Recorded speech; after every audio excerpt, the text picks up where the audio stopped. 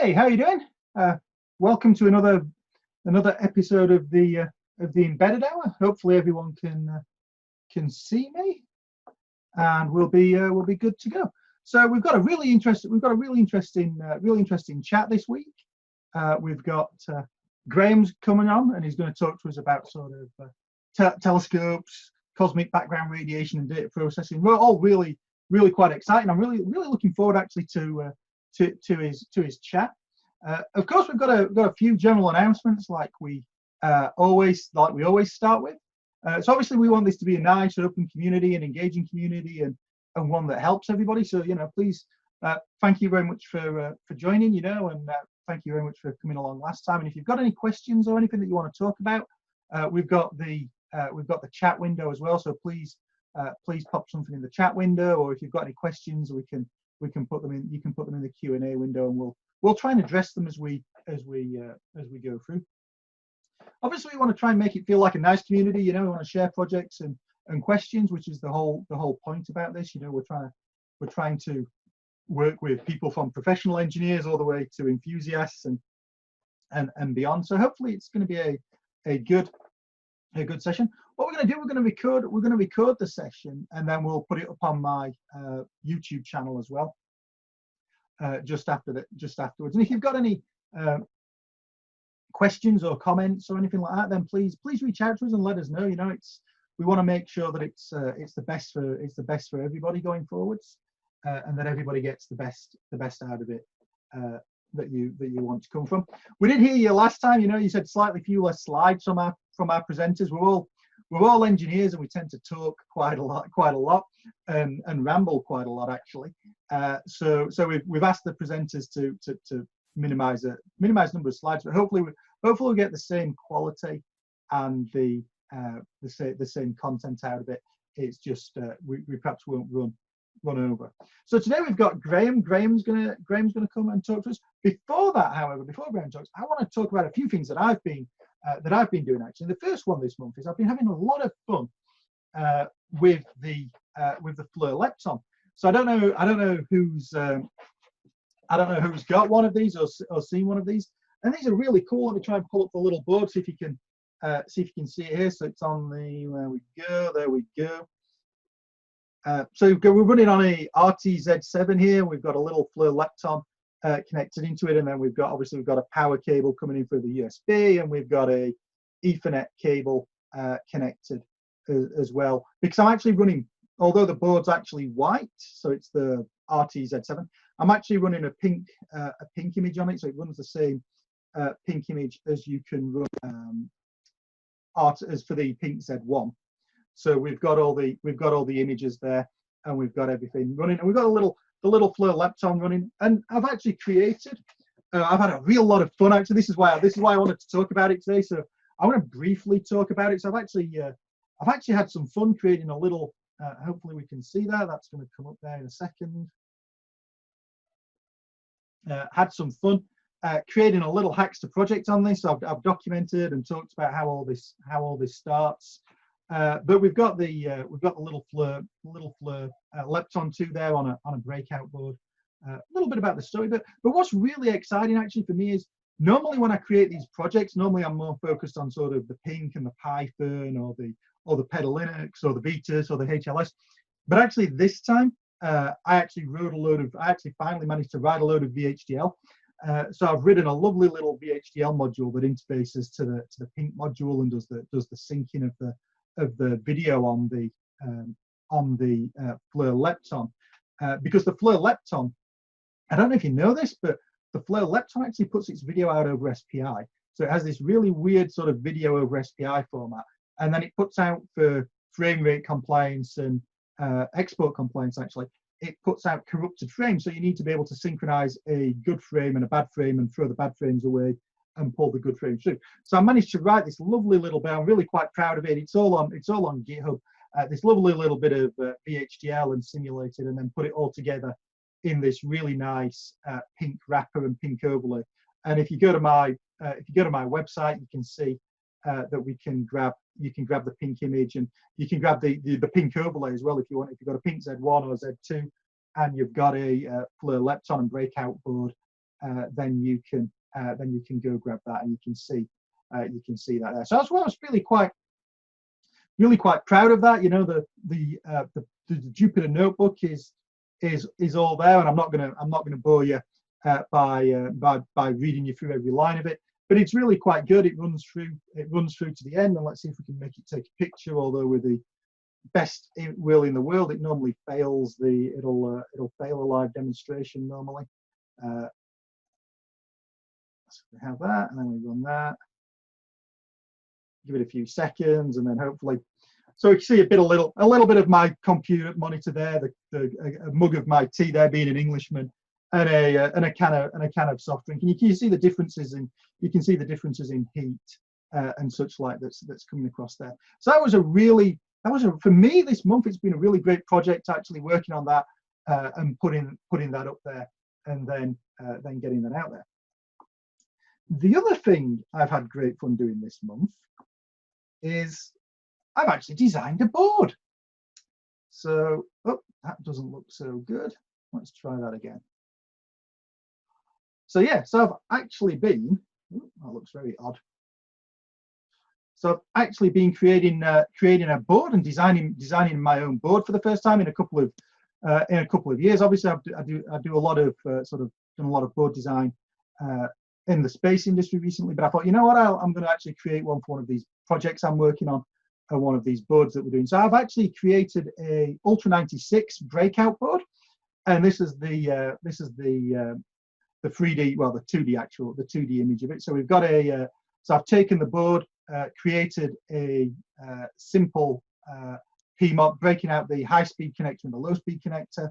The high-speed connector connects to the Syzygy connector down here. So this is the sort of the new newish standard, been around for a couple of years actually.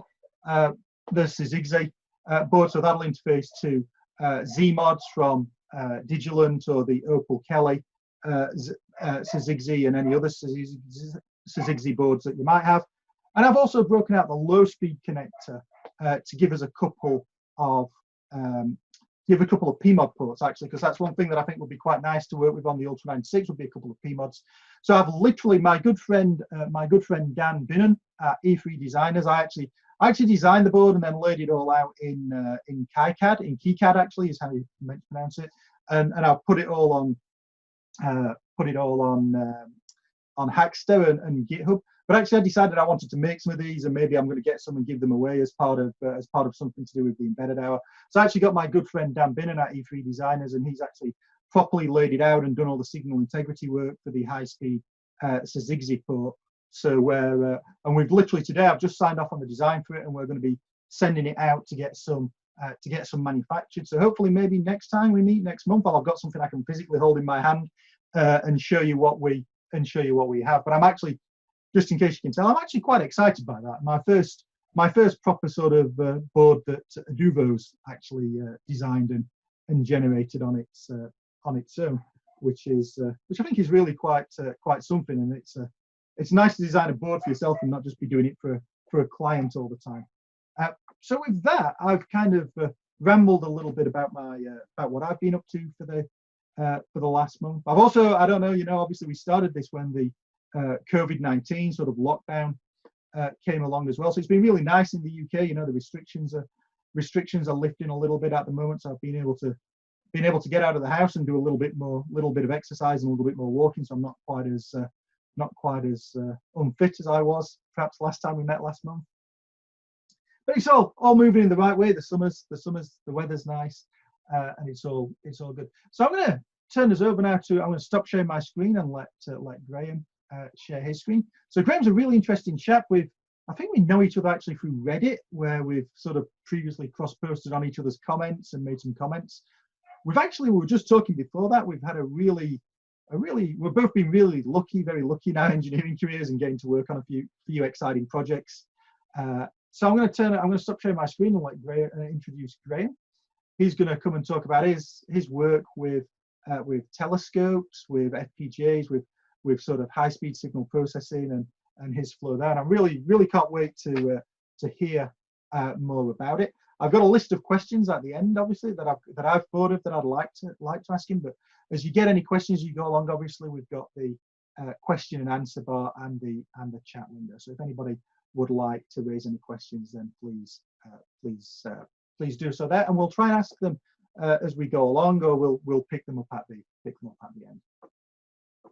Graeme, if hopefully your internet connection is still there and you're still all good to go, so hopefully you should be able to take control of the screen and start with your presentation, sir. There we are. Okay, can everybody see this all right? We could see your screen. We could see you flicking through the slides. So yeah, we can see it all good. Great. Okay, thanks everyone for coming. For lack of better title, I'm going to talk about what I talk about when I talk about instrumentation. This photograph here is relatively recent. It comes from the South Pole telescope, which is on the right-hand side shown in red, and the stuff that you're looking at is the Aurora Australis, the southern equivalent of the Aurora Borealis. So this is kind of a strange talk to give because it covers so much territory. I tried to keep the number of slides down, and hopefully I've succeeded. Let me just start my video here as well so you can see my smiling face. When I talk about me, when I talk about we, I mean my consultancy, 3-Speed Logic, but I also mean through McGill University, my client, I mean a whole lot of very, very smart people there, and elsewhere through these projects don't happen with one university or one institution. They're really national and international efforts. And what I feel really most fortunate about is that I've been working with such smart people for such a long time on one really deeply focused problem with tons of spin-offs. It's wonderful. It has been for 10 years or so. Okay, so I'm an FPGA guy primarily, but it's impossible to talk about why there's an FPGA guy here at all without talking about science, which is really the fun part anyways. So if you were around 14 billion years ago, the Big Bang happened, and the universe for a little while after that was filled with hot plasma. So it's a very, very bright, energetic, ionized gas. And the universe went through a period of very quick growth. And what that does is it stretches all of the photons that are whizzing around the universe to a lower energy level, and it cools down the whole universe. About 400,000 years after the Big Bang, so we're still talking about 13 billion years ago, the energy levels in the universe dropped to the point where it was no longer hot enough to sustain ionized gases, and the whole thing went dark. The last photons that were whizzing around, being absorbed and re-emitted in that hot plasma, when the universe went dark, are still flying around. In fact, something like 99% of the photons in the universe today are still 14 billion year old cosmic microwave background photons. The only thing is, the universe has grown so much since then that what used to be a 3000 Kelvin black body, something like a yellowish light bulb, is no longer glowing visibly. It's actually stretched out so much that those photons are 4 degrees Kelvin, 4 degrees above absolute zero. So they're very, very, very cold, and they're hard to see. The science goal of these telescopes is looking at this cosmic microwave background, which is all over the sky. There's a picture of it at the bottom. It looks kind of like a blobby mashed potato sea. And looking at that signal for evidence about what the universe was like back then, and probes about how it's evolved since then. I'm not a physicist or a cosmologist, so I'm going to skip over. Take it from me, the science is compelling, and it's been interesting in evolving ways for the last they discovered the cosmic microwave background in the 60s by accident. A couple of engineers in the States somewhere discovered the signal they couldn't remove that was coming from everywhere in the sky. And lo and behold, it was the cosmic microwave background. Ever since then, there's been really neat science happening on that. So the question is, if you have detectors that are trying to measure something that's 4 degrees Kelvin, they have to be colder than 4 degrees Kelvin, or their own heat will swamp the signal they're measuring. So how do you measure something that is 4 degrees Kelvin? You use very, very cold detectors, and lots of them. As these experiments have grown over the generations, the pixel count has gone from about 1,000 to 1,600 to 15,000, and the next generation of telescopes, they're talking about having 500,000-ish detectors. How do you build a focal plane that's operating at a fraction of a degree Kelvin and has that many pixels and read them all out? The way you don't do it is by having a wire for each detector, because that's a lot of metal going between something that's room temperature, the electronics, and something that's very, very, very cold. That's the focal plane. There's no refrigerator in the world that will keep that thing at 100 millikelvin if you leak that much heat through all those wires. Okay, we're almost at the FPGA. Here's a bit of analog circuitry. This motivates the whole thing, and it explains how the detectors work. On the right-hand side, there's a bunch of resistors, variable resistors, R1 through Rm. These are the electrical model for what the detectors look like. As they receive different amounts of heat or photons from the sky, their resistance changes slightly. It's about an ohm, give or take. And the way we multiplex them onto a smaller set of wires is by giving each one of them a distinct frequency with a resistor and a capacitor to make a little tank circuit. If you bias that resistor, capacitor, inductor circuit with a frequency that excites the LC, then you send a current through the resistor. And as the resistance changes, you imprint tiny little sidebands, little RF sidebands around the carrier frequency that you sent in. And that encodes what happened on the sky to that detector. You can do that with a bunch of detectors in parallel, as is shown here. And then what you do is you measure the current that went through those resistors after it's summed up at each frequency. So this ends up, it's like you put 1,000 little AM radio stations inside your cryostat. Each one of them is telling you what's happening on a single pixel on the sky. It's a little more complicated than that, but I don't think it matters for today. So we may come back to this if there are specific questions. But basically, we inject a set of tones on the top left, and we receive a bunch of sidebands on the bottom right. And if you count the number of wires across the dotted line in the middle, there's only 4 wires here for something like 68 or 128 detectors. That's the entire reason that the FPGA geek has a job. That's me. Okay, so this is a look at the telescope as of 2012. It's evolved since then a little bit, but this is at the middle of the Antarctic. It's a few hundred meters, maybe a kilometer away from the geographic South Pole. It's at 10,000 feet. The whole reason this telescope is there is because it's very dry. There isn't a whole lot of atmospheric moisture between here and the cosmos. And so there's less stuff in the way that distorts our signal at these frequencies. If you look at the box at the bottom of the telescope, which is now pointing kind of towards the ground on the left-hand side, inside that cabin is the receiver, there's a photograph on the right-hand side, which is crates and crates and crates full of FPGA boards. Each FPGA board has an FPGA in it and a signal path that looks like this thing on the top left. And like I said, we're basically generating 1,000 or 2,000 AM radio transmitters and receivers on each one of these FPGA boards. And with crates full of them, you can imagine that there's tens of thousands of AM radios. They're operating at about 20 megasample per second, and they're able to, the carriers are about a megahertz to 5 megahertz each. Over the years, the design has evolved a bunch of different times, but we've typically kept the same conceptual view of the signal path. It looks like 1,000 independent channels, each of which has its own frequency, phase, amplitude, blah, blah, blah, all these sort of parameters that you tune in an AM receiver. Structurally, though, we've moved away from this sort of sea of undifferentiated channels to a much more structured version that uses polyphase filter banks, which I have to mention them here because as far as I'm concerned, this is one of they're magic. They're an absolutely beautiful piece of theory that turns something that's already a beautiful piece of theory, the fast Fourier transform, into exactly the piece of hardware that you wanted and can also build in a very, very efficient way. So it's one of these things that I think makes FPGAs sing and is really fun to work with.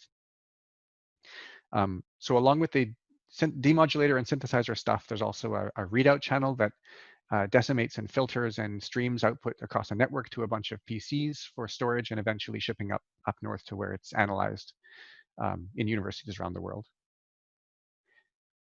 And if you look at the floor plan on the top left, what's interesting here is each module, each set of 128 channels is given a different color. And the stripy nature of this floor plan tells you right away that you're not limited by fabric. You're limited in the FPGA by block RAM in this case, although DSPs look kind of the same. So if we were to want to add more channels here, we wouldn't want to make them more fabric efficient. We would want to reduce the amount of block memory they need. Kind of cool, the things you can pick out here once you recognize the fabric and what it's made of and what kind of thing has what shape. Okay, the hardware platform. So we built this too, where again, we means a lab at McGill with some help from myself and another outside contractor, actually several outside contractors. This board here, this is the FPGA platform that's currently deployed at the South Pole, the blue board. The red mezzanines that sit on top, these are used on a different experiment, which is called CHIME, which is the dishes shown below. It's been in the news a lot lately because it's been detecting fast radio bursts, and it's been doing some cutting edge science here in British Columbia, Canada, which is, it's always cool to see cutting edge science done locally. These boards, the blue boards, are used in a couple of different experiments, and they're a fairly conventional Kintex 7 ARM system on chip board. These came out before the Zincs were designed before the Zincs were really capable of replacing the ARM system on chip. But if we were doing it today, we would clearly use an UltraScale Plus Zinc or something like that. And we're currently developing a hardware to do this same kind of thing on a telescope experiment, a space telescope experiment called LIGHTBIRD. So along with the RTL, the software, and the firmware, we develop a lot of hardware ourselves as well. If you are deploying, so we had a talk last month about PINC, which is a really interesting Python control plane for FPGA experiments and embedded software and firmware. We did something with a slightly different focus using the same technology. Since we have entire crates full of boards and we want to repeat relatively abstract tuning algorithms, we have to control a large number of boards in parallel, running a bunch of embedded software and RTL. And so we spent a lot of time struggling with the best way to orchestrate, discover, dispatch, all that sort of stuff that you have to do when you control a whole bunch of embedded systems in parallel. So we've done this a couple of different times, and the more we automated, the more code we got to delete. There's nothing quite like a merge request or a pull request in Python that is mostly read, meaning there's less code rather than more code, because the only code anyone writes, myself included, no matter how good you are, that doesn't have bugs is code that you didn't write. Yeah. Okay, I have just one last slide here. We're also developing right now, it's a similar technology in that we're building thousands and thousands of channels of AM modulators and demodulators, but we're doing it rather than at the megahertz range, we're doing it at the gigahertz range. So instead of the transition edge sensor bolometers that I showed you in the schematic earlier, we're using microwave kinetic inductance devices. These exist, take it from Wikipedia. It sounds like Star Trek, but they actually exist. But the idea is here to take the same multiplexing technology to get more than one detector on a limited set of wires and increase the multiplexing factor past the 68 times that we're using right now, up to thousands. So that this is really the only way that we're going to get really big next generation experiments with 500,000 detectors practically fielded. And that the multiplexing factors move way up, so do the frequencies involved. And so we're doing this now at 1 gigasample per second rather than 20 megasamples per second, which has a whole new set of challenges. On the bottom right is it's 125 channels with individual phases and frequencies biased in a circle. So I've created essentially it's a phase modulation constellation showing all the channels that are available on a module right now. Individually working. Each point in this diagram is 1,024 samples from that channel. And so it's actually a tight cluster of points showing that the phase stability is quite good. And the plot on the left, this is kind of it's a look midway through the system at how the polyphase filter bank produces output signals. And I think we might be able to come back to that if there is a question that's relevant, but I think it will probably be time better used on questions. Okay, we can come back to that. So this is kind of a strange talk to give because it's kind of it's a sprint past 10 years of technology, including science, analog engineering, electrical engineering, and firmware engineering. And so it's very hard to come away with a single cohesive statement. If I could put a cohesive statement on this, it's that I didn't know instrumentation was a career option until I was 5 years into it. Nobody offers it as a specialization in the universities I went to. But it really is a very, very cool option for people who are interested in doing unusual work and don't mind existing at the margins of engineering practice. It's not, unless you go to work for Tektronix, typically engineering gigs or instrumentation gigs are relatively small compared to, say, Ericsson and networking, that kind of sort of conventional FPGA or embedded hardware career path. So I would encourage you to consider it as a career path on its own. Think of instrumentation as a possibility, and keep your eyes open, because it's very fun work. And I've been incredibly lucky to be involved with it for 10 years. Okay, so we're 16 minutes in. I promised 10-ish minutes. I think we're right on track, but I would be happy to take some questions if you have any.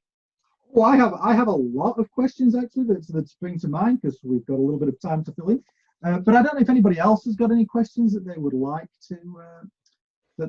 to put up. If you've got any questions, please put them in the web chat or in the Q&A windows. We'd like to do it. So I have the first question that I have actually is, how did you get into this, Graeme? What was your sort of career path that led you into working on this cool project? Did you start straight from McGill, or did you attend McGill for your undergrad degrees, or was it? Yeah, good question. Thanks, Adam. I went to McGill as a master's student, and I did an engineering degree there.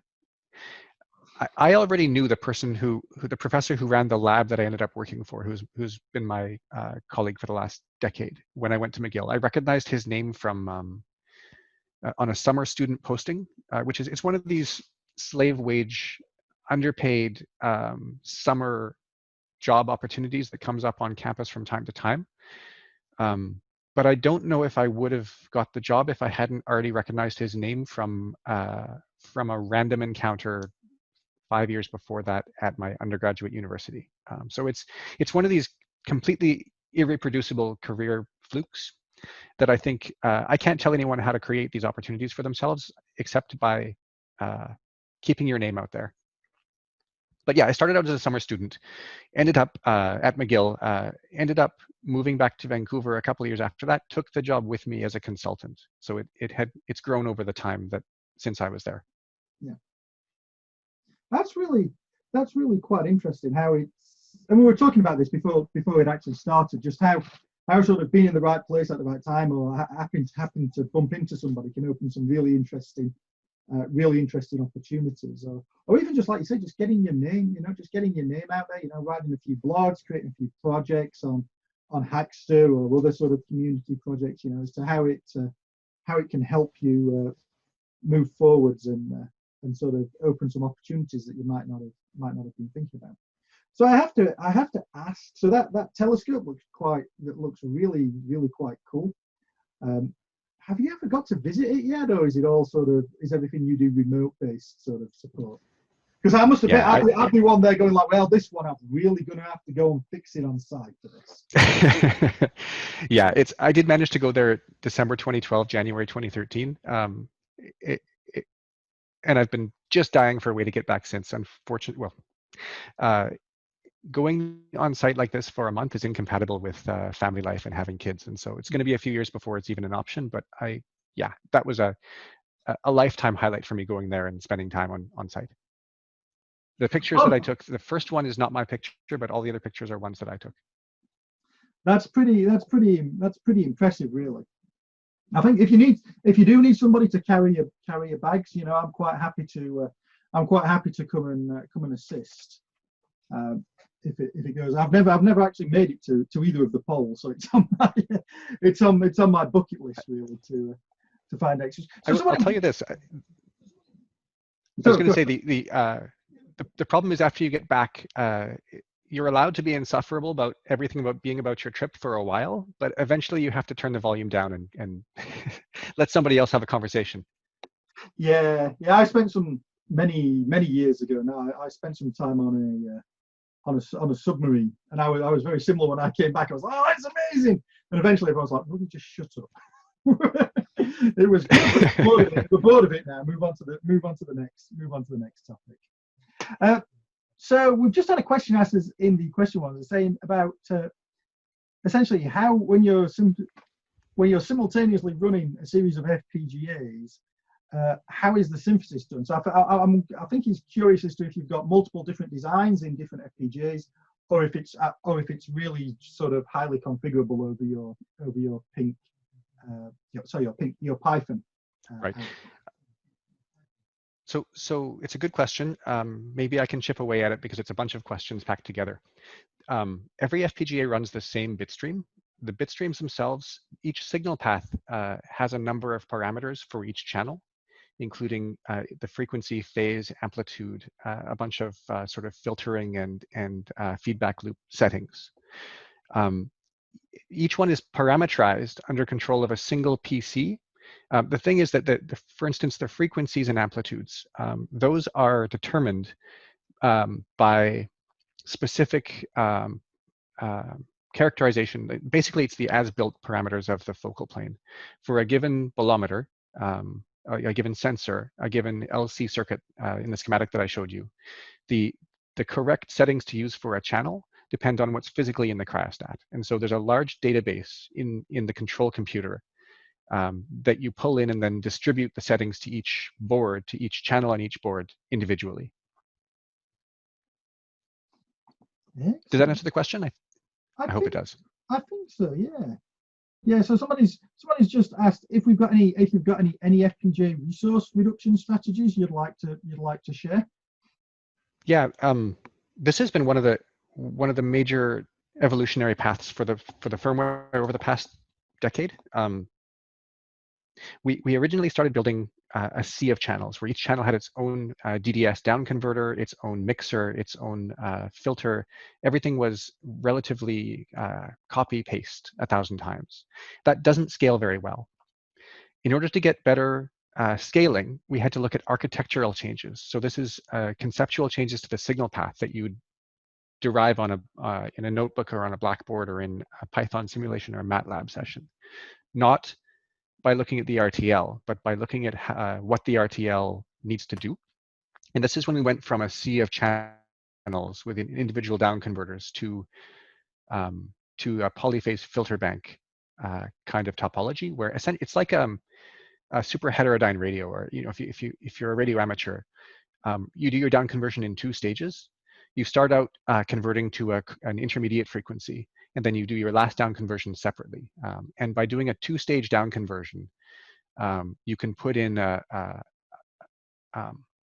essentially it's a single module, a polyphase filter bank that does simultaneous down conversion for all of the channels to a much lower frequency, and then what's left over you can do in time domain multiplexed signal path. That was a lot of words, but basically you can't optimize at a very, very fine scale and save resources the way you can by doing it conceptually, by doing it at design time.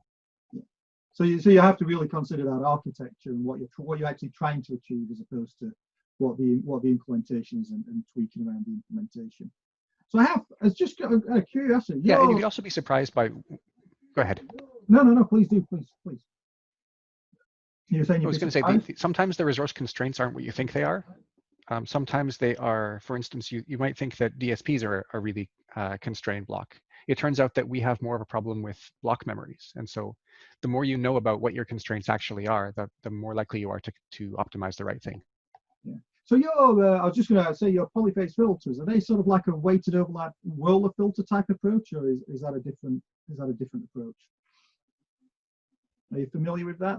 Could be. I've never heard that noun string. What they are is it's essentially it's a fast Fourier transform, but if you use a fast Fourier transform to down convert a bunch of high rate samples into a series of bins, the bin to bin, the spectral overlap and the aliasing between bins is problematic. And so what you add to a fast Fourier transform to turn it into a polyphase filter bank is a set of FIR filters at the front that shape each bin in a much better way. Yes. Yeah, I think we're talking about a similar technology. Actually, somebody's just popped through a couple of questions actually, which look really good, and actually a couple of the ones I scribbled down before we were going to talk. So Raymond was actually asking, how do you synchronize all these boards? Is synchronization actually necessary for this, or is each one kind of free running, or is Yes. or is tight synchronization necessary? No, that's a really good question. We have a couple of problems with synchronization. One of them is that we're sensitive. These focal planes are very sensitive to crosstalk, to intermodulation distortion, and so we have to be sure that the whole experiment is running off of a single frequency reference that's produced somewhere central and then distributed to all of the boards. And there are no clocks allowed on the design that aren't derived from that clock. We use an IRIG-B, like basically a GPS time sync to distribute timestamps to all of the boards, so that as we receive samples from the signal path, we're able to associate a time with them and then correlate them with each other later on. And finally, we have a bunch of decimators. And so each decimator, unless you synchronize them, will produce a sample at some random, even if the samples going into the decimator are at the same time instance, there's some kind of a phase or some counters kind of relationship inside the decimator that you need to synchronize if you want the samples to emerge at the same time. So we do that too. Interesting. Thank you very much. So there's another question actually. Because obviously you've got a lot of computation in there, a lot of mathematical functions, analysis functions, FFTs and such like. So do you do this all in pure HDL, in VHDL, in Verilog, or do you leverage sort of tools like System Generator or MATLAB, or do you use Python or anything like that to do it? Yeah, great question. I've played with System Generator a long time ago. The showstopper there was that the decimation rates here are so huge that you have to ship a large number of clock ticks over JTAG or over whatever into the board for co-simulation before you even get a single sample out. And so practically speaking, System Generator was not appropriate for our design because we have such big decimation rates involved. I also think, I mean, for me, the ship has sailed on System Generator and MATLAB. Python does such a great job of giving you a very rich DSP design toolkit that I never want to fight with licensing again. We do all of our design entry in VHDL. We use Xilinx cores where we can for things like FFTs. But when it comes to specialized things like the polyphase filter bank, we end up re-implementing things like FIRs ourselves. If I was to look for visual design capture, it would be something like HLS. Do you use much HLS, or is that something that you're still sort of not tried too much yet? Yeah, I spent a fair amount of time trying to replace the RTL that we have in HLS.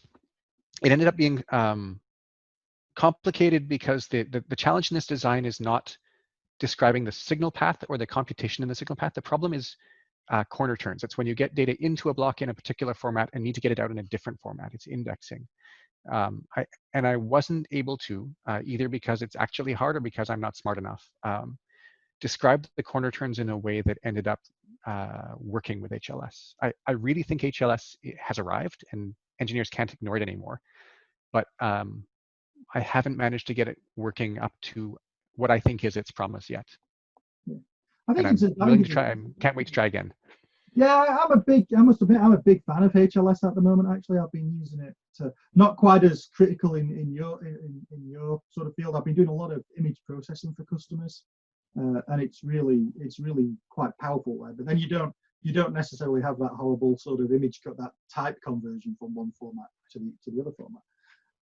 So I guess that's an interesting question. It opens up an interesting question, actually. So what format does this data come down in? Is this data coming down in sort of 16-bit sample? What does you get out of it, I guess, is the main question. Do you get 16-bit samples? Do you get sort of an image? Do you get a time spectral plot, a waterfall plot? What do we get when we look at this? Yeah, it comes out as time streams. Each board physically is connected to we have Ethernet to the system on chip, and we also have Ethernet directly to the FPGA. The FPGA is emitting UDP packets, each of which is a single sample from 128 channels. So it's frames that are then collected by a control PC somewhere and then stacked against each other to produce time streams. 32-bit integers. That's pretty. There must be a huge amount of data coming off this thing. Then there must be phenomenal the amount of. Yeah, it's funny. I mean, it all has to come back either in physical hard drives or shipped up by satellite. And the South Pole, the facilities at the South Pole, there aren't a whole lot of satellites built with polar coverage as a design goal. And so I think we end up using a couple of purpose-built satellites run by the American government and some cast-offs that have been repurposed for. We're allowed to use them now because their original purpose is kind of dried up. Yeah. But data volume is always a problem. Yes. Yeah, I did some work a few years ago on a telescope, actually the JPAS telescope in Spain that was going to sit at the top of the hill, and they got a similar problem actually, how to get the data off without causing a lot of corruption and issues and such like. So. We just had another question come in actually, and please feel free, as you're listening to us chat, to ask more questions. I'm sure they're more interesting than the ones I'm thinking of. But so I just had one asking about why you preferred FPGAs over sort of multi-core processors, or even GPUs. Did you kind of go around a consideration loop, or would you make any changes differently, knowing what you know now? Yeah, that's a good question. I like FPGAs, but that's never a good enough reason. In my estimation, the quickest answer is, do I need an FPGA? The answer is no, unless there's no other option, just because of the design productivity. For us, FPGAs are kind of necessary because of the number of ADD converters and DACs. We need a large number of pins wiggled, a large number of IOs, and there's really no other way other than FPGA just to get the data in. I showed you a picture earlier on of the Chime experiment. It was that dish setup. That experiment uses both FPGAs and GPUs to do data processing. So the FPGAs are right next to the ADD converters, and they do a couple of rounds of FFTs and corner turns, ship the data out to a GPU, and then the final data processing is done in a GPU. I think it might seem strange that a hybrid approach like that makes sense ever, because you end up with needing both the specialties. But I guess it does. I gather in a big experiment like this, you actually have to think about power consumption over the lifetime of the experiment, along with the capital cost of building and shipping and installing the hardware. So if you can't do it with an FPGA and be power competitive, that might decide the technology for you right there. Okay, and perfect. And we've got another question. Actually, I was just thinking of a question very similar to this. So you built this system to work at the South Pole. It's probably a bit of a challenging environment at the South Pole. So are there any special requirements that you come across to actually put into your design to make it work to make it work? Yeah, it's a good question. The South Pole is very high altitude. It's at the top of the 10,000-foot plateau, and so the atmosphere is relatively thin. You arrive off the plane and you're kind of gasping for breath for the first couple of weeks, and so forced air cooling doesn't work as well as you think it would. So the cooling has to be overpowered and noisier than you'd like it to be. On top of that, it's a very dry environment, and so the static is just terrible. You have to be very, very careful about not frying things. The power is all generated by a diesel or jet fuel generator, and so there's been a couple of different tries at getting battery backup and load leveling and power cleaning systems. Luckily, we're sitting behind a relatively good industrial power supply, giving us 18 volts, 12 volts, some kind of a clean DC signal. But yeah, I mean, it's not that harsh. It's nice and cool, and so one of the problems with electronics in a big crate like this is that it tends to get hot. But since the South Pole is a cold environment anyways most of the time, we typically have to heat up the rooms that they're in. Not to say that we don't have to cool the crates that the equipment is in, but at least we don't have to worry about high ambient temperature. Yeah, that's really quite. I just want to follow up on that actually with a little bit of a question on the background. So I guess the measurements, the sensing, is that continuing 24 hours a day, or does that kind of like only work at set periods of the day? Is it working at evenings, days, or is it just continually running?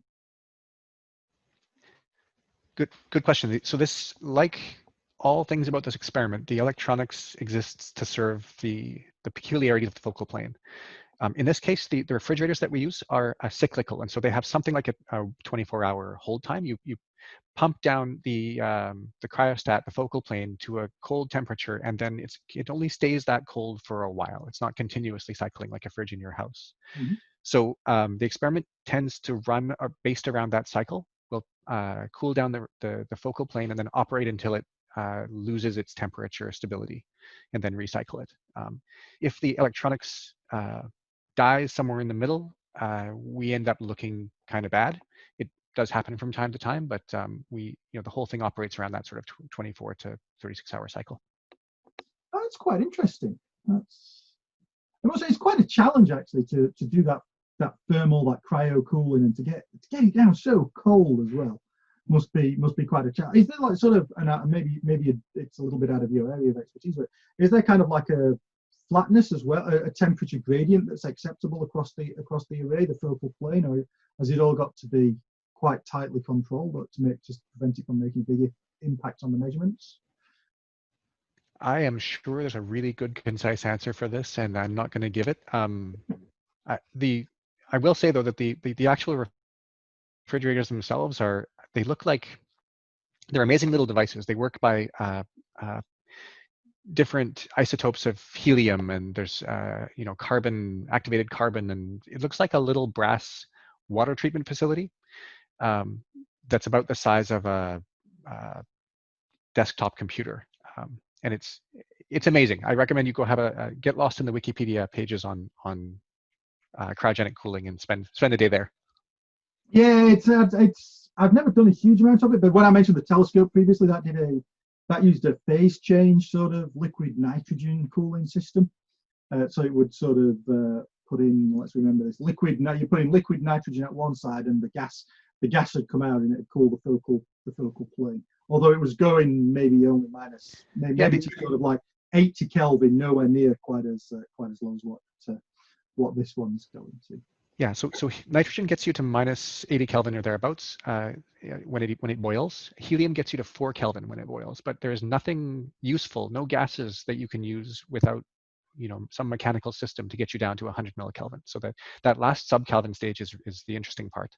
I bet that uses quite a lot of energy as well to get it down there. I bet that's quite interesting.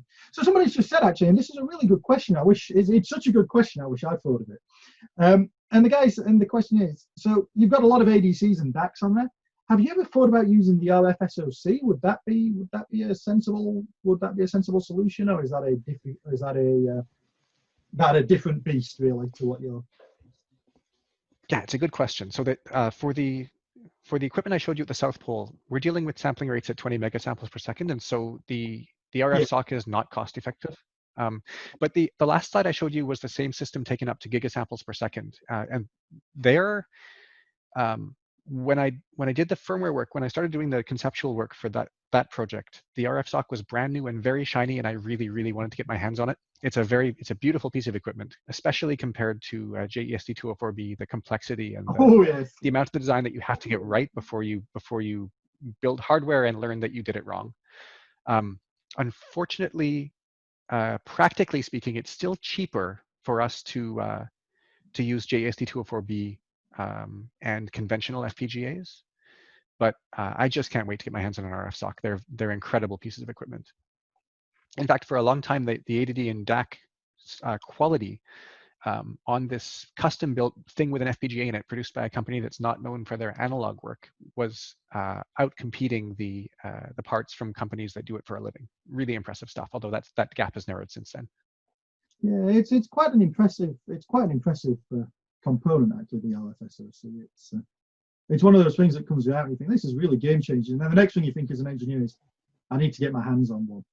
But I seem to spend my life entirely thinking of that. I get these boxes just arriving as I've bought things, or I've talked people into letting me have a look at what I'm at. It's all good fun. So somebody was asking actually, is there a role in this for sort of for and I think perhaps you answered it earlier on with the interconnectivity question. But actually, maybe Alveo cards would have on-site Alveo cards might be of interest. So somebody was asking, cloud clusters. an FPGA, you know, with Amazon, Azure, you know, could that have a role in helping with solutions like this, maybe in the back-end data processing or? Yeah, it's a good question. My personal, so I'm not involved in the science analysis. I'm sure that the analysis itself has, you know, if we could get a bunch of physicists trained up to write HLS code, maybe there would be a useful role for them.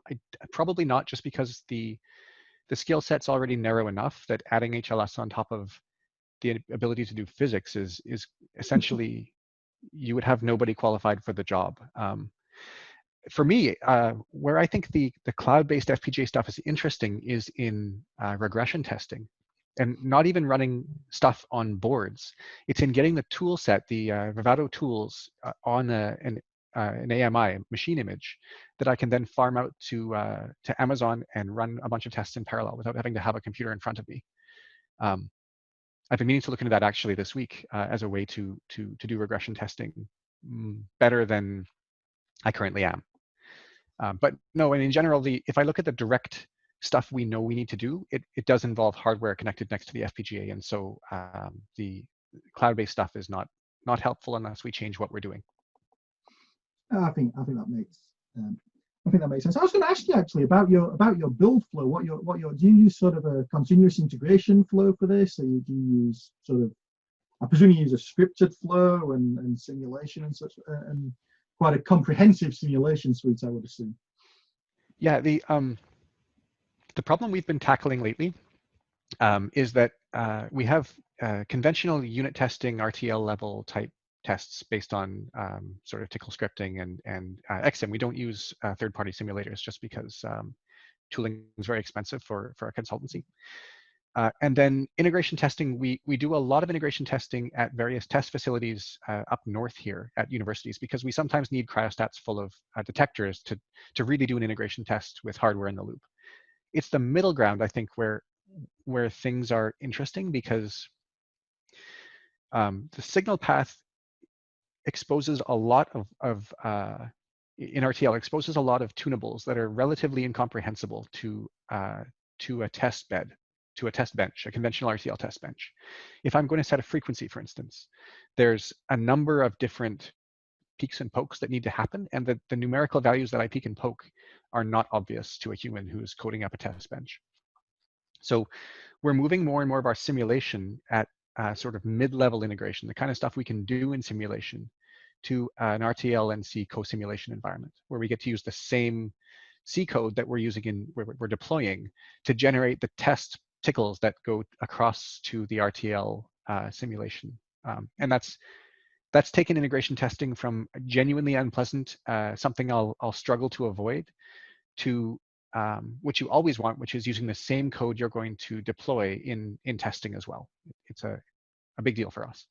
So how have you gone about? That's really interesting. So how have you gone about doing that? Have you used some of the open source tools that are available for doing that, or is it integrated with Vivado? How have you achieved that? Yeah, you don't have to give away all the secrets. Just the just a general. No, there's no secrets here. This is, I mean, this is a hard needle to thread, because we need to run. We use, for instance, the Xilinx XPM, the Xilinx parametrizable macros. Yeah, they're really for good. things like our block RAMs, clock domain crossings, but they're all system Verilog. We code in VHDL, and so there is no open source framework that lets you co-simulate or combine simulate VHDL and Verilog together, which means we're stuck with either XSIM or a commercial simulator from somebody else. We can't justify the cost of the commercial simulators, so we're stuck with XSIM. And so the way we're doing it is using the XSI, the Xilinx Simulator Interface. I actually put up a post on my website. There's sort of a pseudo blog there that has the occasional tidbit thrown in. It's not particularly well formatted, but you can get an idea of what we're doing from there, along with a piece of code in GitHub. Okay, but yeah, we use, essentially we use Python to drive test benches that are calling the C++ through PyBind 11 into the Xilinx kernel, the XSI kernel for RTL. So it lets us use all three languages in just the right way. That sounds really cool. I think I read that post, but I think I'm going to go away and going to go and look at it again, read it again, and then probably do some experimentation and playing with it. So I mean, we're getting towards the back end of the hour now. We might actually be on time for a change and not run over. We have one last question that's just come in, unless anybody's just thought of a question that they'd like to quickly ask in the question and answer session. And that's, how many FPGAs do you use in total? And this is an interesting one. How do you manage to update the bit streams in all the devices if you have to actually update the bit streams in the field? Yep, I've been wanting to answer this question ever since it popped up. It's a really good one.